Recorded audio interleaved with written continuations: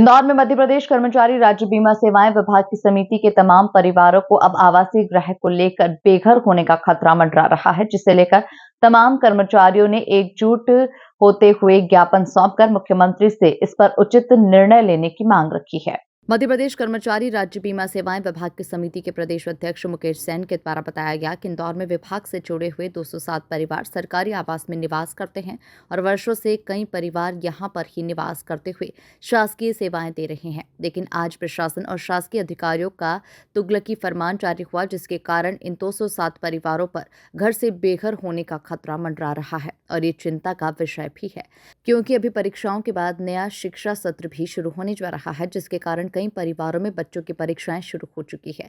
ऐसे समय पर ये परिवार कहां जाएंगे और कहां पर कमरा किराए से लेंगे, इसके लिए चिंता है। किसी कारण आज मध्य प्रदेश कर्मचारी राज्य बीमा सेवा संचालक महोदय और आरडी साहब क्षेत्रीय निदेशक को माननीय मुख्यमंत्री और माननीय श्रम मंत्री प्रहलाद पटेल के नाम से ज्ञापन सौंपा गया और मांग की गई कि सभी को राहत दी जाए, क्योंकि इन 207 क्वार्टर्स में 1200 से 1500 से अधिक परिवार निवास करते हैं और एकदम से 18 दिनों में क्वार्टर खाली करने के आदेश निकाल दिए गए, जिससे कि इन लोगों के लिए परेशानी खड़ी हो गई है। आज ज्ञापन के माध्यम से निवेदन किया गया कि कुछ समय दिया जाए, क्योंकि प्रशासनिक अधिकारियों ने किसी भी तरह की कोई व्यवस्था और कर्मचारियों के लिए नहीं की गई। यदि हमारी मांगे नहीं मानी जाती है तो पहले हम आवेदन दे चुके हैं, अब हम आमरण अनशन पर बैठने को मजबूर हो जाएंगे।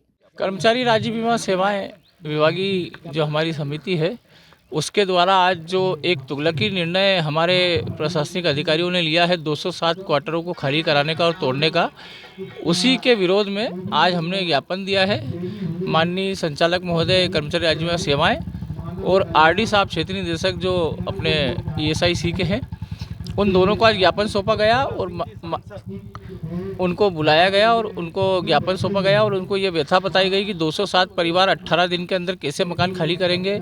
उनकी ना तो कोई अभी तक वैकल्पिक व्यवस्था की गई है, ना उनको उनके एवज में कोई क्वार्टर दिए गए हैं। और चालू शिक्षा सत्र जिसमें परीक्षाओं का दौर चल रहा है, ऐसे परीक्षा के दौर में आधे से ज़्यादा कर्मचारियों की हमें ड्यूटी लगी हुई है परीक्षाओं में। ऐसे में ये संभव ही नहीं है कि 18 दिन में कोई क्वार्टर खाली कर दे।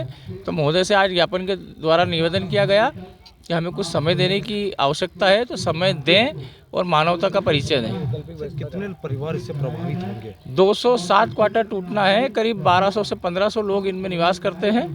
तो 207 परिवार, ना तो कोई नेता सुनने को राजी है, ना कोई अधिकारी सुनने को राजी है।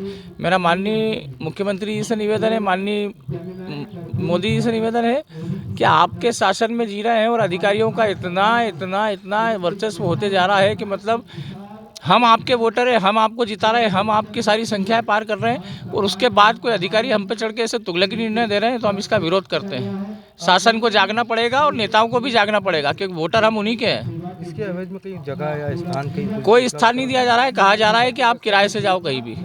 ये वैकल्पिक व्यवस्था अगर दे देते तो हम विरोध ही नहीं करते। यहाँ पे क्या निर्माण होने वाला है? यहाँ पे क्या निर्माण होने वाला है? 200 क्वार्टर इन्होंने बनाए हुए हैं, मगर उसमें से हमको आवंटित नहीं किए जा रहे हैं, इसी का विरोध हो रहा है। अगर आवंटित क्वार्टरों में हमको दे दिए जाते हैं तो हमारा कोई विरोध नहीं है, हम इनको पुष्पमालाओं से इनका स्वागत करेंगे। आपने ज्ञापन सौंपा है? आज हमने संचालक महोदय को सौंपा है और आरडी साहब को सौंपा है। अगर नहीं मांगे हो पाएगी तो आगे क्या करेंगे? क्रमबद्ध मांगे हमारी हैं। अगर ये पहले क्रम में हमने ज्ञापन दिया है शांतिपूर्वक, उसके बाद भी अगर इन्होंने हमें समय नहीं दिया या क्वार्टर खाली कराने के लिए प्रेशर बनाया, तो क्रमबद्ध आंदोलन की तैयारी है। यहाँ से आखिरी तक हम भूख हड़ताल पे भी बैठेंगे और माननीय मुख्यमंत्री महोदय तक ये सूचना पहुँचाएंगे।